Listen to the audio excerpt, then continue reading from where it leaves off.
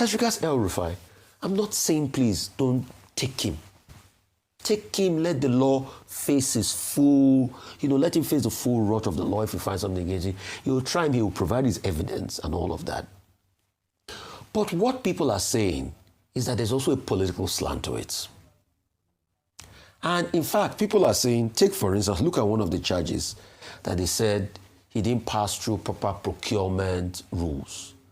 Ayo, there are many companies that we know today that are having billion-dollar projects that we are still asking for what procurement led them to getting these contracts. I just hope that the same way we are asking Elrufai, did he pass through procurement laws, that these companies too at some point will be asked the question, did they pass through procurement laws?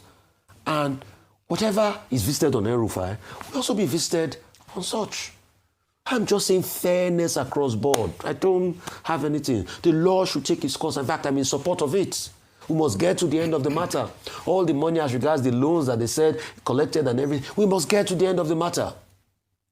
But I just hope other companies that also got contracts and we have not seen through the procurement and procurement is shaky and there's no competitive bidding, I really hope they too will be faced with that level of scrutiny. Okay, let me start with Nasir Rufai, who is, according to the reports, money laundering, manipulation of processes and all of that. The question you now ask is that why was he kept for so long and denied that opportunity to have his day in court? I do not imagine it will be difficult to accept that the president of Nigeria will say, oh, arrest this person and go and keep that person indefinitely. Because at some point you have to respect the fundamental basic rights of that person. But there is a leg to it, which is about institutional responsibility. Our institutions, oftentimes, in this case is the ICPC, will arrest a person and then they will go and start searching for evidence on the basis of which to establish a prima facie case against the individual. That is not how it is done in other places. Because when you grab a person first and you begin to fish for evidence, it gives the impression that you are persecuting or harassing the person. We would like to see a situation whereby our institutions do their homework first before arresting so that there will be no need for unnecessary delay and you have to get the order of the magistrate court, to say, oh, we have to keep holding this person. Now, as for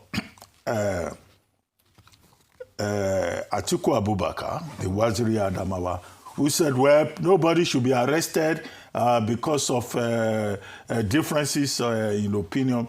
Look, we should not politicize it. That's what we will expect him to say naturally, to use it to play politics. But this is not about playing politics. We should respect the due process of law and say that, well, this individual, has his right to have his day in court and leave it at that. All this extraneous political talk to incite people to evoke unnecessary sentiments, I think is beyond the pale.